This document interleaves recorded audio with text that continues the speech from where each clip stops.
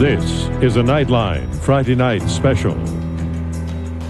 It's almost like a bad movie. The gunman is coming through the doors towards me, just firing away. And all I saw was a hat turned around and a black vest, and he's firing and shooting out the windows. And I said, this is my time. It's time to go. And I really walked over to my side of the table, and he kind of looked down and said, hi. And I looked up at him and said, hi, Dylan, what are you doing? And he just kind of shrugged and said, oh, I'm killing people. Jesus. Yeah, and then I looked up at him and I said, are you going to kill me? And he looked down and said, no, dude, run, just get out of here. Stop, making fun of people because the way they look or the way they dress. Because this is seriously so hard for people to go through because they had to kill people because they were made fun of. So I don't think that's right. I was walking around and one of the girls that was in my youth group, Cassie Bernal, has this really long, gorgeous blonde hair, and I saw this girl with blonde hair and I had to look twice because I thought it was her. I thought it was Cassie, and it's not. So I don't think it's hit me really till tonight. And this young kid I'm glad that was dying in front of me.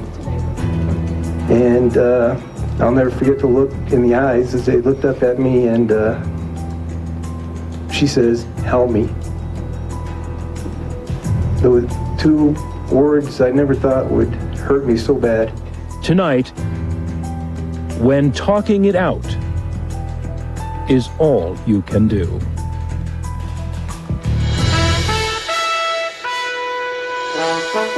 From ABC News, this is Nightline. Substituting for Ted Koppel and reporting from Littleton, Colorado, John Donvan. Last night, sitting in a small television studio with a group of Littleton residents, I got a good look at what it means when people say it feels like the walls are moving in. If you saw last night's broadcast, you know it was a Nightline town meeting that linked a dozen or so members of this community by satellite with several hundred residents gathered in a church in Jonesboro, Arkansas, another American town where 13 months ago, schoolboys took up guns and turned them on their schoolmates and teachers. Hosted by Ted Koppel in Jonesboro, it was a chance for the people here to ask the people there how they have dealt with their nightmare, how they have managed to put it behind them. The trouble is, the answers from Jonesboro were not very encouraging.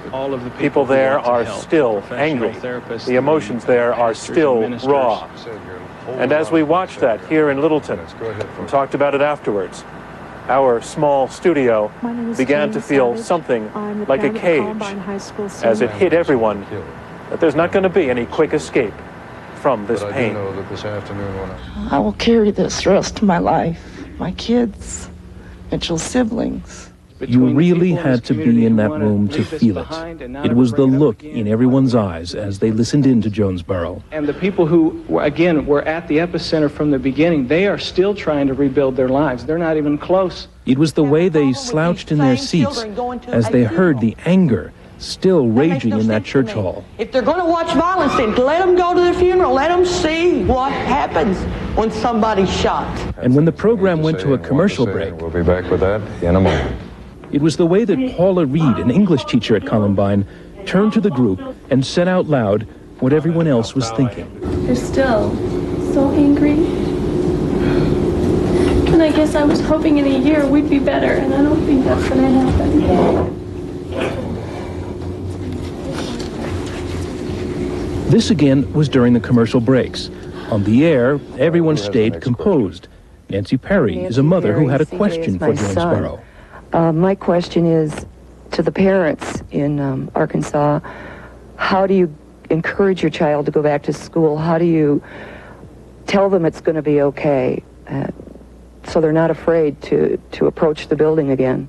This, in part, is how a mother in Jonesboro answered. I'll never forget the time Brandy asked me when it was time to go back to school, and I drove her to school that day, and she said to me, do you think I'm going to be safe? And I thought, I'm not going to, I thought, what do I say to her? Do I tell her, yeah, you're going to be safe going in, you're going to be fine, I'm going to take care of you? And I couldn't say that. So I don't know what to tell you. What did you hear in that answer? Did you hear anything at all encouraging? I'm scared. It scared me. I was hoping for an answer that would, I could help CJ and the boys here, his friends. It's going to be okay. Is it? Do you feel that it is? No. Oh, that's what you wanted to hear? That's what I wanted to hear. But it truly was an eye-opening experience talking to those people that have been through it, in that in a year from now, God forbid, if anything like this happens again, it comes right back, and all the anger comes back, and it's sitting there kind of dormant, I guess, without actually disappearing, is the feeling I got from the Jonesboro families. Richard? If you were watching last night, you saw Frank DeAngelis, the principal of Columbine High, appearing in the final minutes of the broadcast. I think it did unify our school and bring us together. That's because he got here to the studio late, while we were already on the air, drenched in snow and straight from a memorial service where he was speaking to students. The question DeAngelis did not get to ask because he was late is, when is the right time to let the kids go back to school? We talked about that afterwards. You've been staying away from the media until pretty much tonight, and you showed up late for the program, so we didn't get to hear much from you. If you had had the chance to ask a question of, say, your counterpart in Arkansas, as the school principal, what would you have wanted to ask? I think the question that I would want to ask is, how quickly should we get the students back in the building? I know I'm getting feedback from both sides. Some students who really feel we want to get back in. We're not going to let anyone take over our school. It quickly became unanimous. Jade Gagne is a freshman. I do have to agree with them. I really want to go back to school, even though after what happened, I don't want to go anywhere else. Kenny Castro is a sophomore. You want to go back to the school? Yeah. You think you can walk back in there? You're going to have to face it one time or another. Well, maybe not. I mean, there's talk of maybe another school or postponing the session. I think that those are possibilities. You want to go back, though? Eventually, it may sound a little funny coming from a student who's never really found any interest in school before. It was Kenny's friend, CJ, right next to him on the couch, who, during the town meeting broadcast, asked the students of Jonesboro. And my questions for the kids out at Jonesboro was how the feelings they went through when they first went to school after the shooting, what it was like when they first went back after the shooting. The answer came from a 14-year-old in Jonesboro whose sister, last year, was shot and killed. At first, it's very hard to go back to school, but I'll tell you, it gets easier. I didn't go back until at least a month later, but it got better as I went through. And I'm telling you, there's days that you're going to try, and it's going to be hard.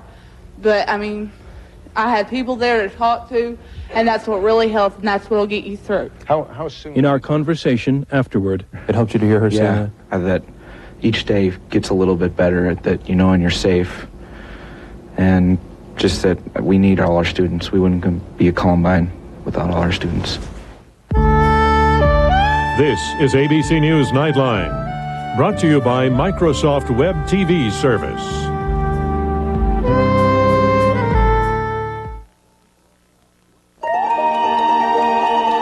People often ask, what's the real Bill Shatner like? I tell them, find out with Web TV. You can watch one of my many shows and be on the internet at the same time. Looking up websites about Shatner, the author, Willie the Cowboy, and yes, Bill the rock star. Of course, you could look up other websites and watch other shows. But why? Web TV service, the internet, television, and more. Spectracide grass and weed killer works in 24 hours. The other brand takes a little longer. Actually, a lot longer. Spectracide works in hours, not days. That's why weeds can't hide from Spectracide. Stuck with a flat tire? Not with this tire. Even with no air pressure, you drive to safety. Aquasteel Run Flat. Don't get stuck. Get there.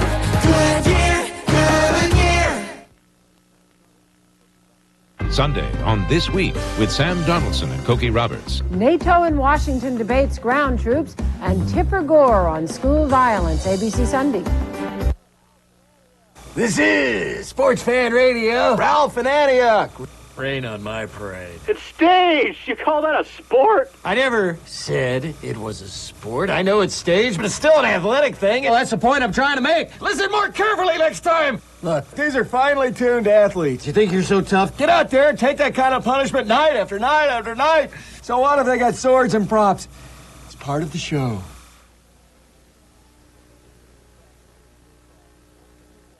Before you choose a shop to paint your car, ask a few questions. What about their work? Can they deliver a quality finish for only $189? Or is it just another repaint? When it's time to paint your car, make it easy, make it right, make it Maaco. It's Watson's early bird sale. 24-foot pool package, only $9.99. Patio furniture. Cow spas. Tanning beds, $9.99. That's Watson's. Storm Tracker 2000 only on News 2.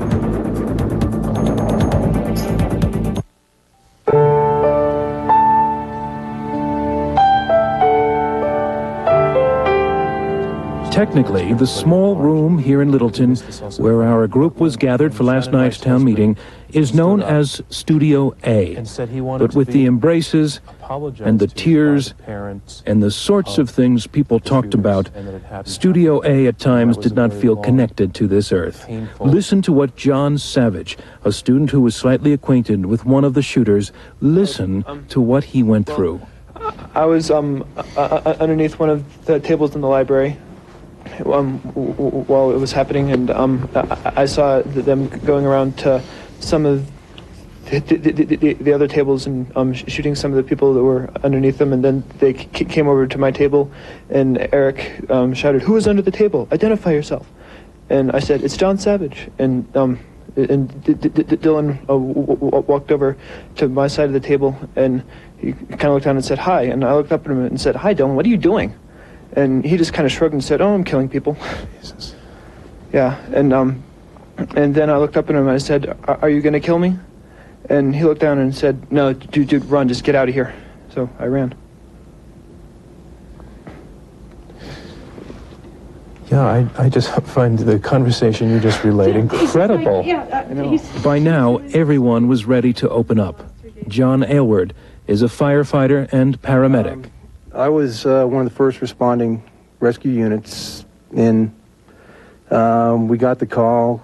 We thought, this sounds like maybe a drive-by, a couple kids hurt. We had no idea the gunman was there. On our radio, we heard, be on the lookout for someone in a long trench coat. And that meant nothing to you? Well, we're not looking for suspects. We're concerned about our patients. So on the way in, we figured we have some patients. Someone's going to bring us to the patients. We're going to treat our patients, get them to the hospital, and we're going home. Of course, it turned out to be much more than that. Rescue 13 had gone up where they had seen 2 or 3 other patients, and I had my patient on the ground right by my vehicle, and this young kid was dying in front of me. And I'll never forget the look in the eyes as they looked up at me, and she says, "Help me."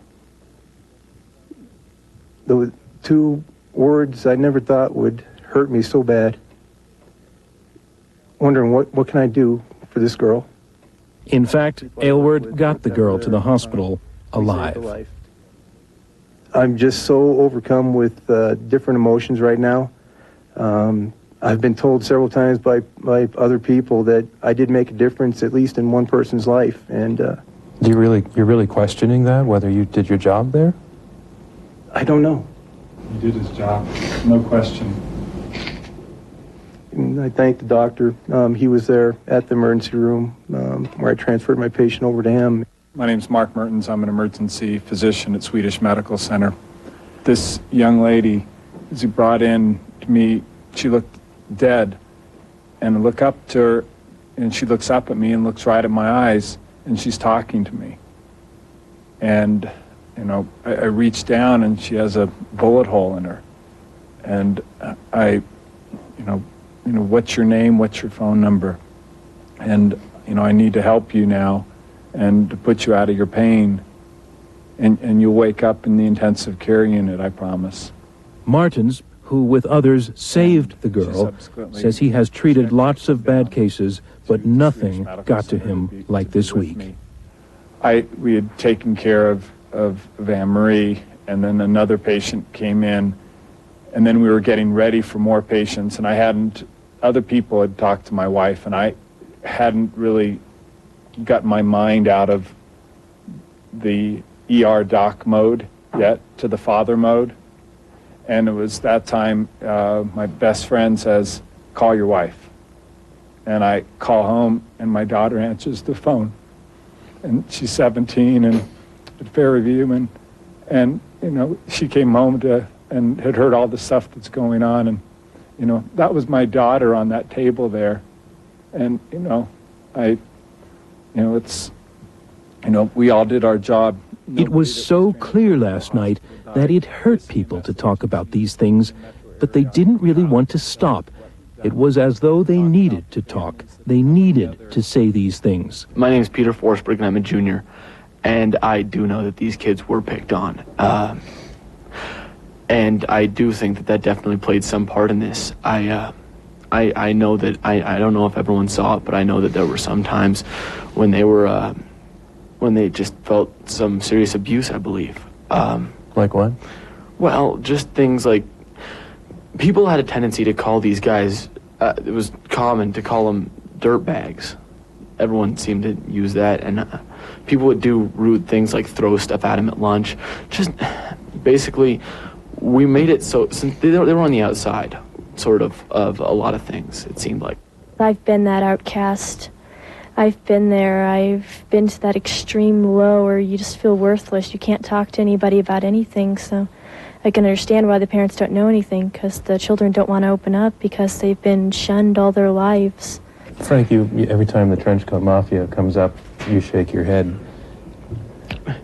I think there's certain people that want to depict this as we have these students walking down the hall running our school, and it's not happening. I mean, and you don't have to take my word for it. You can ask any of these students. They're there each and every day. I mean, these were students that hung out together.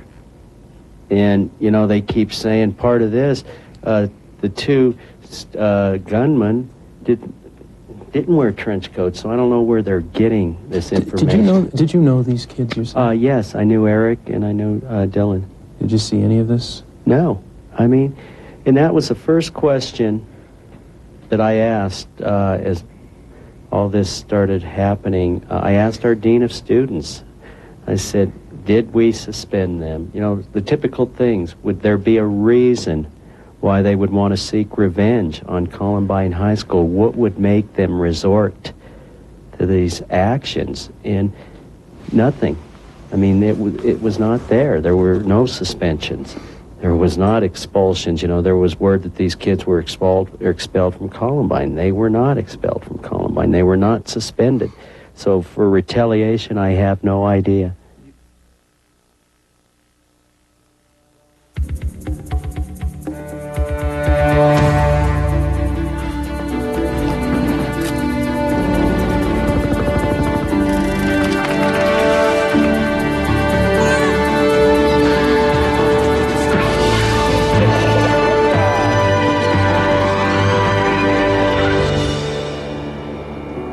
Avalon, because peace and quiet aren't going to come looking for you. Oh man, it's early. Did they test through to the router? We're merging two totally different bank networks. Gotta work seamlessly. Seamless. AT&T says it's ready to go. Either gonna be the hero today or hiding in the John, right? Hero. Yeah. AT&T Net.working to make your business succeed. Do I like to shop? Oh, yes.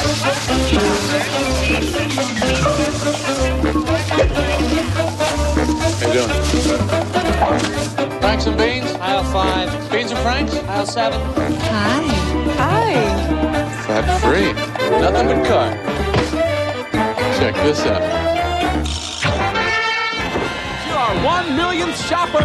Right now, use your card at supermarkets and get double membership rewards points. I love this card. Coming up, Revenge of the Nerd. I was in chess club and I was in like slip and slide club. Now you're dating supermodel. Politically Incorrect with Bill Maher coming up. Lawhon Furniture, we always beat their price.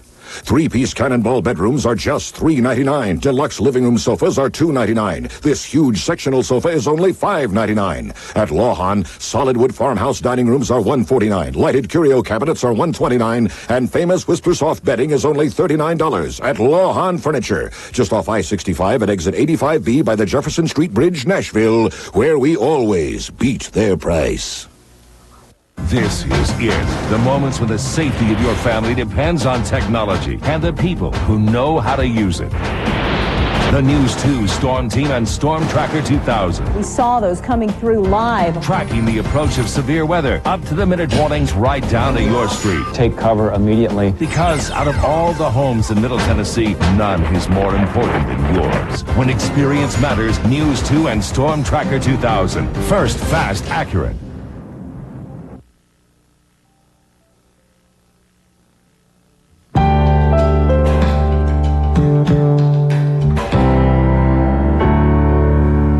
In the course of last night's town meeting link-up with Jonesboro, Arkansas, the folks here in Littleton, Colorado, asked a total of 7 questions out of more than 60 they thought of and scribbled down on notepaper during the broadcast. And while most of what they heard only depressed them further, they said afterward it was not all bad.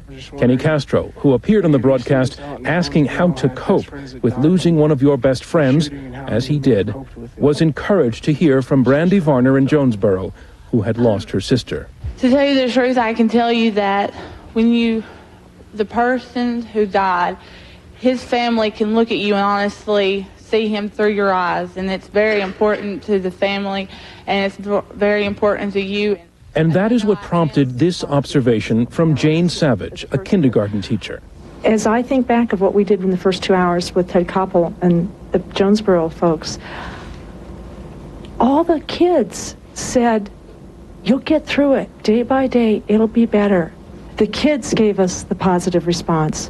The kids told us, "This will work. Life will go on. It will get better. It will be hard, but things will, the grass will be green again. The sun will shine." It was us old people in our old mindsets that wouldn't let go and go on. And that, in cramped Studio A, that was the thought that began to push back the walls of despair. That when Littleton finally heals from this, it will start with the kids. This meeting tonight has had like an immense impact on me because now I realize more things than I did before. Like what? I mean, now I realize that like I look at life differently now. It's not just as something I could take for granted. It's something that has to be, I don't know, not used. I mean, something that has to be like cherished. I don't blame anybody for this. I mean, I feel pity on these boys that they had nowhere to go, that they had to choose a road of Satan, and I mean, God was with them the whole time. God is always there, and I feel bad that they didn't have him. We're going to create a situation at Columbine where I'm never not going to feel safe. The amount of love that's going to be between all people at all times in that school is going to create a situation where none of us are ever going to feel Do you think it will unsafe last? again. Do you think it will last? I think it will definitely last. I think we can create a system which is different than what we had before, a system where everyone loves each other and everyone deals with each other like they're all the same. I feel that I can go back to school right now, be among the people that I can deal best with right now. I can be among people who understand what I'm going through, and I can feel safe again. I have so much confidence in the people at Columbine High School, the students, the staff, the community. I know we're going to make it. It's going to be hard. But I've spent 1.5 glorious years of my life in that school. I'm not about to let them go to waste. because of one incident. It's amazing how strong everyone is and how many heroes we have in our school and how we all came together and hugged, and it was just people I know I hadn't seen in years and haven't talked to gave me a hug, and I gave people I didn't even know hugs just because they're at my school. There will be pieces of Columbine that will change because pieces of Columbine were destroyed and were damaged. But I think what's most important about a school is what's inside, and what's inside the hearts of the students and the faculty and the parents and the families, and that's even stronger. That was strong to begin with, and that's even stronger. And I think Columbine was a great school, and it's going to be an even greater school. That was where we ended it last night, on an optimistic note and a little past midnight. And I can say that everyone there was profoundly touched by hearing from the people of Jonesboro and their 13-month head start on exiting the nightmare. They learned from Jonesboro that these are still early days. But they seemed convinced that when Littleton does begin to heal, it will heal outward, starting from a place called Columbine High School. I'll be back in a moment. We never thought we'd use OnStar for snakes. I just hate snakes. Yeah, traveling through Arizona, we blew a front tire. It shot off the road, and I looked down at the ground. It is crawling with rattlesnakes. It was unbelievable. I pushed the OnStar button. Within seconds, the OnStar advisor pinpointed our location and sent a tow truck. Call the paramedics. Yeah, and kept talking, because we hate snakes. Yeah. The one-touch connection to people who can help. OnStar. Call 1-800-OnStar-7. The revolutionary Braun Oral-B 3D. It's the only plaque remover designed to pulsate deep between teeth. It pulsates to loosen plaque and oscillates to sweep it away. It cleans deep, better than an ordinary toothbrush. The Braun Oral-B 3D. It pulsates deep to clean better. Now is the perfect time to change the way you brush, because every Braun Oral-B plaque remover is specially priced. Every Sunday, every Monday, expect May movie events on ABC. Connery. Welcome to The Rock. Cage. The Rock. Travolta. Phenomenon. Diana Ross. My heart is broken. Brandy. An ABC original movie, double platinum. Then the ABC premiere movie event of May. I'm here to taste Egypt's pleasures. I am the true ruler of Egypt. Cleopatra. Every Sunday, every Monday. Expect more from ABC. And now a message from attorney Lavelle Glanton. Have you been in an accident? Have you been injured on the job? You need an attorney who would give your legal problems his personal attention. I would recommend him to anyone, my best friends, anyone. I would recommend him to my priest. Call me, Lavelle Glanton. Call 244-4511 today for a free personal consultation. Call attorney Lavelle Glanton now. Call 244-4511. Boy meets girl. It happens every day on the singles line. When I finally got up the nerve to call, I was so impressed by the quality of the people I heard. Even now that John and I are married, I still have good friends from the singles line. When I first called, I could tell it wasn't one of those meat market hotlines. The people I heard were just like me. Discover a new way to meet the nicest people in Nashville. The Nashville Singles Line. 399-1919. And finally tonight, a program note. Next week, Nightline will be focusing on the crisis in Kosovo. Ted Koppel will be in the area following U.S. troops as the buildup of NATO forces continues. That's our report for tonight. I'm John Donvan in Littleton, Colorado. For all of us here at ABC News, good night. If you'd like a transcript or video cassette of this or any other edition of Nightline, please dial 1-800-CALL-ABC. Nightline has been a presentation of ABC News. More Americans get their news from ABC News than from any other source. ABCnews.com, now a part of the Go Network. The only thing better than the practice. Is this true? Can I get life? Tell me! An all-new practice. You told me that I was facing perjury. Outrageous charge. Somebody was murdered. Somebody's gonna pay for it. Helen, are you okay? I don't know if I can do this anymore. You could destroy yourself with this. An all-new practice. ABC Sunday, 10/9 Central. Zeta, Saturdays at 10:35 on News 2. Good evening. It was a rough week for America this week, not just at war overseas, but here at home too. The combination of too many guns, too little parenting, and a conscienceless media has once again proved explosive in the context of adolescent minds. And fingers are again pointing at where the blame most deserves to fall. But is anyone really listening to what the assassins themselves actually said? Because they placed the blame, as did other similar school shooters.